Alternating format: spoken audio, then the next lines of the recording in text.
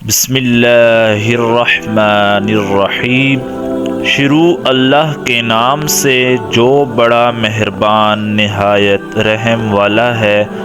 عزیزان گرام، السلام علیکم ورحمۃ اللہ وبرکاتہ۔ حضرت لوط علیہ السلام کی قوم کی تباہی۔ اس کی تفصیل یہ ہے کہ جب لوط علیہ السلام نے ان کو ایک اللہ کی عبادت کی طرف بلایا جس کا کوئی شریک نہیں، اور ان کو بے حیائی کے کاموں سے روکا جن کی نشاندہی اللہ تعالی نے کی ہے، تو انہوں نے آپ کی دعوت کو واعظ و نصیحت پر کان نہ دھرا اور ایمان نہ لائے، حتیٰ کہ ان میں سے ایک آدمی بھی ایماندار نہ ہوا۔ وہ اس سے باز نہ آئے بلکہ اپنے غلط کاموں پر جاری رہے اور اپنی سرکشی اور گمراہی سے نہ رکے، اور انہوں نے اپنی طرف بھیجے ہوئے رسول کو اپنے درمیان سے الگ کرنے کا ارادہ کیا، اس کو کمزور سمجھا اور اس سے مذاق کیا، اور نبی کی پوری گفتگو کے جواب میں ان بے عقلوں کا کہنا صرف یہ تھا کہ آل لوط کو اپنی بستی سے نکال دو، بے شک یہ لوگ باز بنے پھرتے ہیں۔ پس اللہ نے لوط علیہ السلام اور اس کے گھر والوں کو کفر و شرک اور برائی کی علائشوں سے پاک رکھا، مگر ان کی بیوی ان سے الگ رہی اور تباہ ہوئی۔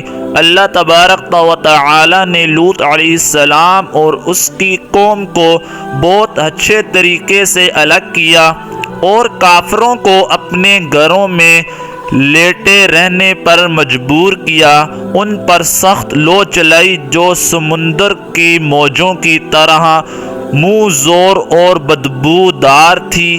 وہ در حقیقت ہوا نہیں بلکہ بھڑکتی ہوئی آگ اور شدید و بدترین گرمی تھی، اور اس کا پانی سخت کڑوا تھا۔ بستی سے نکال دینے کی بات انہوں نے اس وقت کی جب لوط علیہ السلام نے ان کو بہت بڑے بیہودہ کام اور بری بے حیائی سے روکا جس کا ارتکاب ان کے سوا پوری دنیا میں سے کسی نے ابھی تک نہ کیا تھا۔ اس لیے اللہ نے ان کو دنیا والوں کے لیے عبرت کا نمونہ بنا دیا۔ مذکورہ بے حیائی اور بےہودگی کے ساتھ ساتھ وہ راہ گیروں کو لوٹتے، ساتھیوں کی خیانت کرتے، بے حیائی والی گفتگو اور قصہ گوئی اور اکھٹ کی جگہ میں مختلف قسم کے برے کام اور بری باتیں کرتے، حتیٰ کہ وہ اپنی مجلسوں میں ذرا برحیا نہ کرتے۔ بعض دفعہ ان کی محفلوں میں بہت برے کام کیے جاتے، مگر ان کی طرف سے ان پر معمولی بھی ناپسندیدگی کا اظہار نہ ہوتا، اور نہ ہی کوئی واعظ و نصیحت ان پر کچھ اثر کرتی، اور نہ کسی دانا کی ناصحانہ کی گفتگو نتیجہ خیز ہوتی۔ وہ تو اس معاملہ میں جانوروں کی طرح ہو گئے تھے، بلکہ وہ ان سے بھی زیادہ گمراہ تھے۔ وہ نہ تو فی الوقت اپنی غلط کاموں سے باز آئے اور نہ ہی پہلے کیے ہوئے کرتوتوں پر نادم ہوئے، اور نہ آئندہ کسی وقت ان کا اپنے آپ کو تبدیل کرنے کا ارادہ تھا۔ اس لیے سخت عذاب نے ان کو پکڑ لیا۔ انہوں نے لوط علیہ السلام کو اپنی گفتگو میں یہاں تک کہہ دیا کہ اگر تو سچا ہے تو ہمارے پاس اللہ کا عذاب لے آ۔ حضرت لوط علیہ السلام نے جس عذاب سے ان کو ڈرایا اور خبردار کیا، اس کے واقع ہونے کا انہوں نے مطالبہ کر دیا۔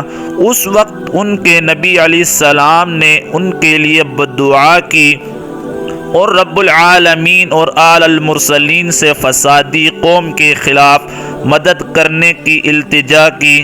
حضرت لوط علیہ السلام کی غیرت کی وجہ سے اللہ کی غیرت بھی جوش میں آئی، اور اس کے ناراض ہونے پر اللہ ناراض ہوا، اور اس نے اپنے بندے اور رسول کی دعا قبول کی، اور اس نے اپنے عزت والے پیغمبر اور عظمت والے فرشتے بھیجے جو ابراہیم خلیل علیہ السلام کے پاس سے گزرے، اسے صاحب علم بیٹے کی خوشخبری سنائی، اور وہ جس اصل بڑے کام کے لیے آسمان سے آئے تھے اس کی خبر ابراہیم علیہ السلام کو دی۔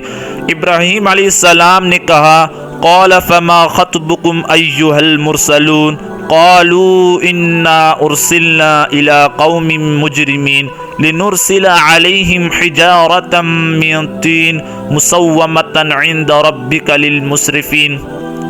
اے بھیجے ہوئے رسولو، تمہاری کیا حالت ہے؟ انہوں نے کہا، ہم مجرم قوم کی طرف بھیجے گئے ہیں تاکہ ہم ان پر مٹی کے کنکر برسائیں جو تیرے رب کے نزدیک حد سے گزر جانے والوں کے لیے نشان زدہ ہیں۔ مزید اللہ تبارک و تعالی کا فرمان ہے، وَلَمَّا جَاءَتْ رُسُلُنَا إِبْرَاهِيمَ بِالْبُشْرَى قَالُوا إِنَّا مُهْلِكُو أَهْلِ هَذِهِ الْقَرْيَةِ إِنَّ أَهْلَهَا كَانُوا ظَالِمِينَ۔ اور جب ہمارے بھیجے ہوئے ابراہیم علیہ السلام کے پاس خوشخبری لے کر آئے تو انہوں نے کہا، بے شک ہم اس بستی والوں کو ہلاک کرنے کے لیے آئے ہیں، بے شک اس کے رہنے والے ظالم ہیں۔ ابراہیم علیہ السلام نے کہا، یقیناً اس میں لوط علیہ السلام ہیں۔ انہوں نے کہا، اس میں جو ہے ہم ان کو خوب جانتے ہیں، ہم اسے اور اس کے گھر والوں کو ضرور بچائیں گے، مگر اس کی بیوی وہ پیچھے رہنے والوں میں ہو جائے گی، وہ ہلاک ہوگی۔ ایک اور مقام پر اللہ تعالیٰ کا ارشاد باری تعالیٰ ہے، فَلَمَّا ذَهَبَ عَنْ إِبْرَاهِيمَ الرَّوْعُ وَجَاءَتْهُ الْبُشْرَى يُجَادِلُنَا فِي قَوْمِ لُوط۔ جب ابراہیم علیہ السلام سے خوف جاتا رہا اور اس کے پاس بشارت آ گئی تو وہ ہم سے قوم لوط کے بارے میں بات چیت کرنے لگا۔ حضرت ابراہیم علیہ السلام نے اللہ سے پرزور سفارش اس لیے کی کہ وہ پر امید تھے کہ وہ قوم لوط شاہد اپنے نبی کی بات مان لیں گے، اللہ کی طرف جھک جائیں گے اور فرما بردار ہو کر غلط کاموں کو چھوڑ دیں گے اور اللہ کی ہدایت کی طرف لوٹ آئیں گے۔ اس لیے اللہ تعالی نے فرمایا، بے شک ابراہیم علیہ السلام بردبار، نرم اور اللہ کی طرف رجوع کرنے والا تھا۔ اے ابراہیم، اس بات کو چھوڑ، یقیناً تیرے رب کا حکم آ چکا اور بے شک ان پر نہ ٹالا جانے والا عذاب آ کر رہے گا۔ یعنی اس بات کو چھوڑ اور کسی اور معاملہ میں بات کر، کیونکہ ان کی ہلاکت کا معاملہ حتمی ہو چکا ہے، یقیناً تیرے رب کا فیصلہ آ چکا ہے۔ یعنی یہ فیصلہ اس ذات کا ہے جس کو رد نہیں کیا جا سکتا، اس کی سزا کو ٹالا نہیں جا سکتا اور اس کے فیصلوں کو تبدیل نہیں کر سکتا۔ حضرت سعید بن مسیب سعدی، قتادہ اور محمد بن اسحاق رحیم اللہ نے بیان کیا ہے کہ فرشتوں کی گفتگو سن کر ابراہیم علیہ السلام نے کہنا شروع کیا کہ کیا تم ایسی بستی کو ہلاک کر دو گے جس میں 300 مومن موجود ہیں؟ انہوں نے کہا نہیں۔ انہوں نے کہا اگر 200 مومن موجود ہیں؟ انہوں نے پھر کہا نہیں۔ انہوں نے کہا اگر 40 مومن ہوں؟ انہوں نے کہا نہیں۔ انہوں نے کہا اگر 14 مومن موجود ہوں؟ تو کہا نہیں۔ ابن اسحاق رحم اللہ کہتے ہیں ابراہیم علیہ السلام نے یہاں تک کہہ دیا کہ اگر اس میں ایک ایمان والا ہو تو؟ انہوں نے کہا نہیں۔ ابراہیم علیہ السلام نے کہا بے شک اس میں لوط علیہ السلام ہے۔ انہوں نے کہا اس میں جو کوئی ہے ہم اسے خوب جانتے ہیں۔ اہل کتاب کے ہاں روایت یوں بیان کی جاتی ہے کہ ابراہیم علیہ السلام نے کہا اے اللہ، کیا تو ان کو ہلاک کرنا چاہتا ہے جبکہ ان میں 50 آدمی اچھے اور نیک ہیں؟ اللہ تعالیٰ نے فرمایا اگر ان میں 50 آدمی نیک ہوتے تو میں ان کو تباہ نہ کرتا، حتیٰ کہ ابراہیم علیہ السلام نے 10 نیک افراد کا ذکر کیا تو اللہ تعالی نے فرمایا اگر ان میں 10 نیک آدمی ہوتے تو میں ان کو ہلاک نہ کرتا۔ اللہ تعالی نے فرمایا اور جب ہمارے بھیجے ہوئے فرشتے لوط علیہ السلام کے پاس پہنچے تو وہ ان کی وجہ سے غمگین ہوئے اور دل ہی دل میں کڑھنے لگے اور کہا آج کا دن بڑی مصیبت کا دن ہے۔ حضرات مفسرین نے کہا ہے کہ جب فرشتے جبرائیل، میکائیل اور اسرافیل ابراہیم علیہ السلام سے الگ ہوئے تو وہ سدوم علاقے میں خوبصورت نوجوانوں کی شکل و صورت میں آئے۔ یہ حجت قائم کرنے کے لیے اللہ تبارک و تعالی کی طرف سے قوم لوط کی آزمائش تھی۔ وہ غروب آفتاب کے وقت لوط علیہ السلام کے پاس مہمانوں کے انداز میں آئے۔ لوط علیہ السلام کو خطرہ لاحق ہوا کہ اگر میں ان کو اپنے پاس مہمان کے طور پر نہ ٹھہراؤں گا تو وہ کسی اور کے پاس قیام کرنے پر مجبور ہوں گے۔ لوط علیہ السلام نے ان کو حقیقتاً بشر ہی خیال کیا۔ وہ ان کی وجہ سے غمگین ہوئے اور دل ہی دل میں کہا یہ سخت مصیبت کا دن ہے۔ ابن عباس، مجاہد، قتادہ اور محمد بن اسحاق رحیم اللہ کہتے ہیں یعنی یہ لوط علیہ السلام پر کٹھن اور مشکل آزمائش کا موقع تھا، کیونکہ وہ جانتے تھے لوگ ان مہمانوں کو نقصان پہنچائیں گے جیسے وہ اوروں کے ساتھ برا سلوک کرتے ہیں۔ قوم لوط نے لوط علیہ السلام سے یہ بھی کہا ہوا تھا کہ آپ کسی مہمان کو اپنے پاس نہیں ٹھہرا سکتے، لیکن انہوں نے دیکھا کہ رات ہو چکی ہے، اب اس سے چھٹکارے کی کوئی صورت نہیں۔ حضرت قتادہ رحمہ اللہ نے ذکر کیا ہے کہ وہ فرشتے لوط علیہ السلام کے پاس آئے جبکہ وہ اپنی زمین میں کام کاج کر رہے تھے اور میزبانی کی استدعا کرنے لگے۔ لوط علیہ السلام ان سے بہت شرمائے اور ان کے آگے آگے چل پڑے اور ان سے اشارہ کے انداز سے باتیں کرنے لگے کہ شاید اس طریقے سے وہ کسی اور علاقے میں چلے جائیں۔ لوط علیہ السلام نے اس سے یہ بھی کہا اللہ کی قسم روئے زمین پر ان لوگوں سے زیادہ برے اور گندے لوگ اور کوئی نہیں ہے۔ تھوڑی دور چلے اور ان سے پھر یہی بات کہی، حتیٰ کہ 4 دفعہ ان کے سامنے یہی بات دہرائی۔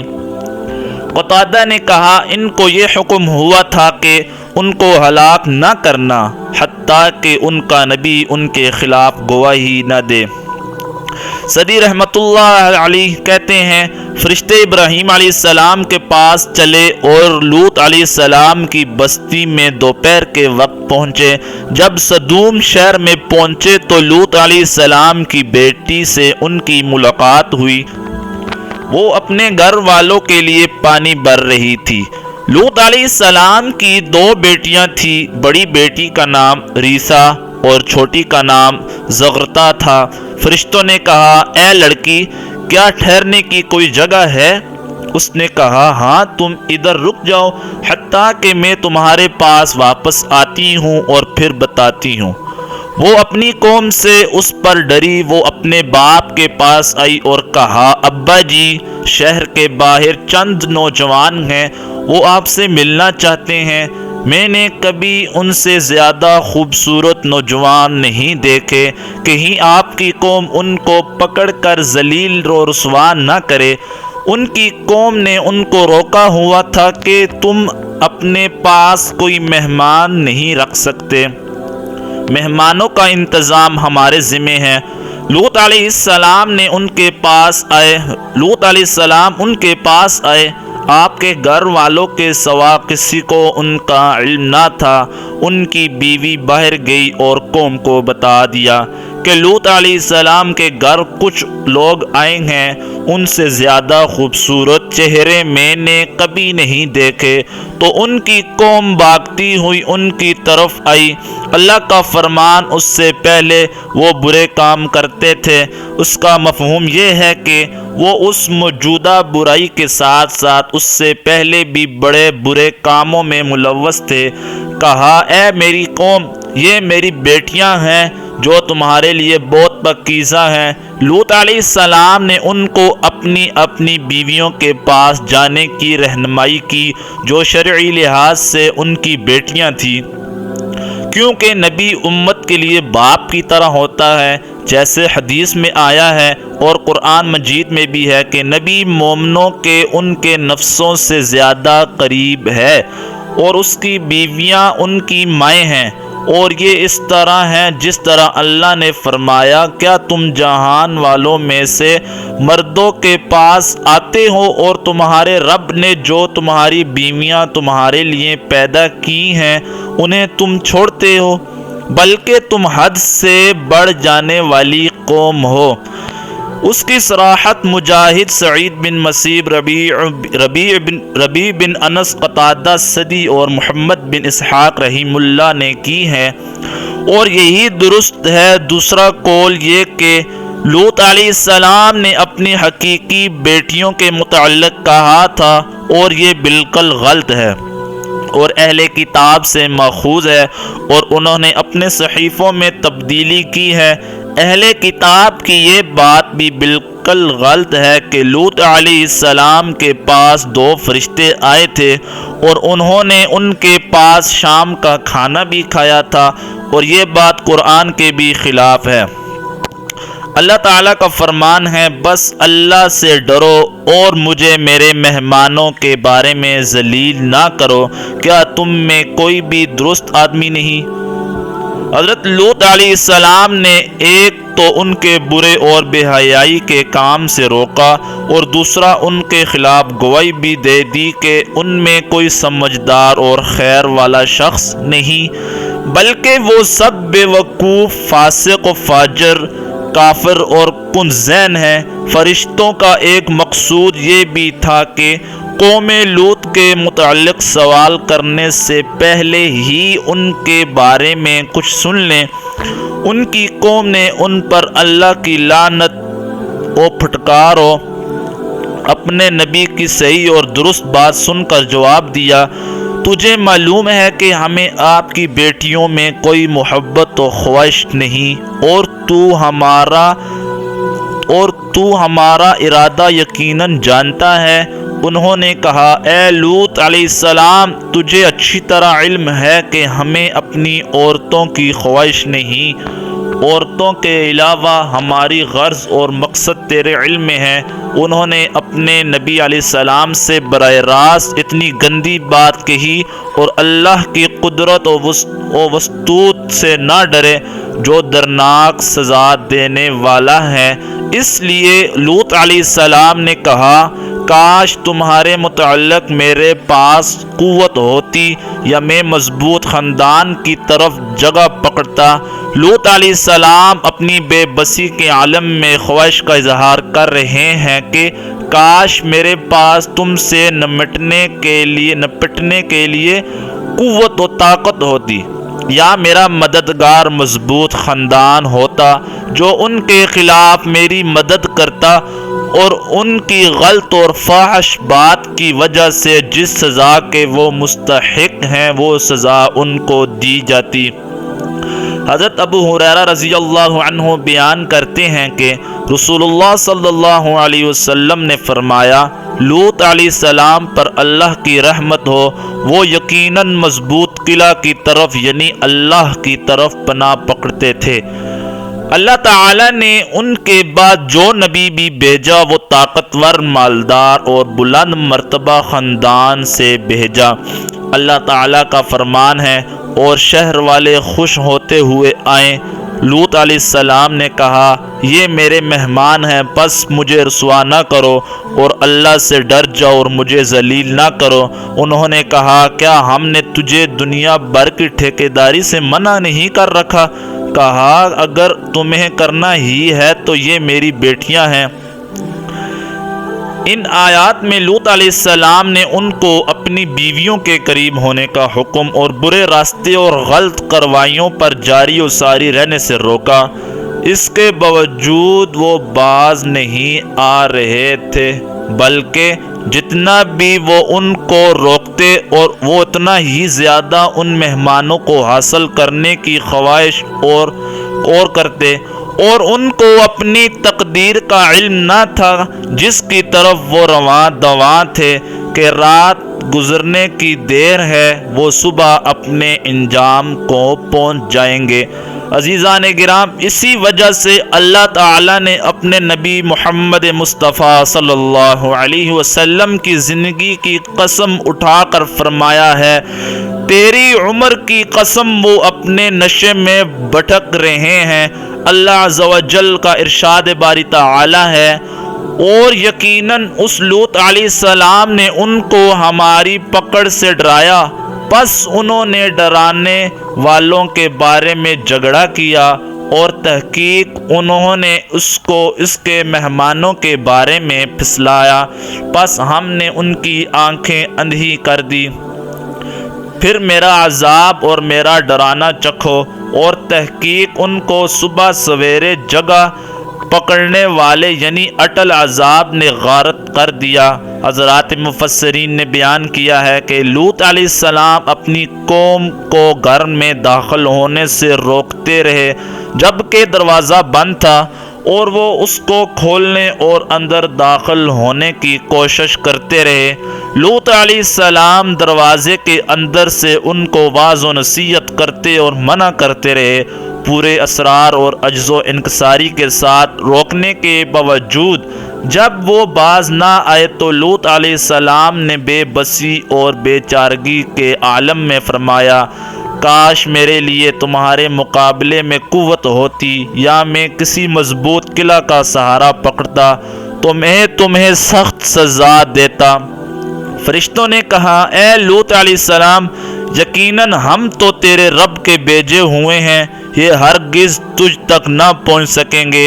حضرات مفسرین نے ذکر کیا ہے کہ جبرائیل علیہ السلام ان کے پاس آئے اور اپنے پر کے ایک کونے کے ساتھ ان پر وار کیا اور ان کی آنکھوں کو اندھا کر دیا، حتیٰ کہ کہا گیا ہے کہ ان کی آنکھیں چہروں سے بالکل ختم ہو گئی، ان کا نشان تک باقی نہ رہا، اور وہ دیواروں کو ڈٹولتے ہوئے واپس گئے، اور پھر بھی اللہ کے رسول کو دمکا رہے تھے اور کہہ رہے تھے، کل آنے دو، دیکھنا تمہارا کیا بنتا ہے۔ نعوذ باللہ من ذالک۔ اللہ تعالیٰ نے فرمایا، انہوں نے اسے اس کے مہمانوں کے متعلق بہلایا تو ہم نے ان کی آنکھوں کو مٹا دیا، پس میرا عذاب اور میرا ڈرانا چکھو، اور تحقیق صبح سویرے ان کو برقرار رہنے والے عذاب نے غارت کر دیا۔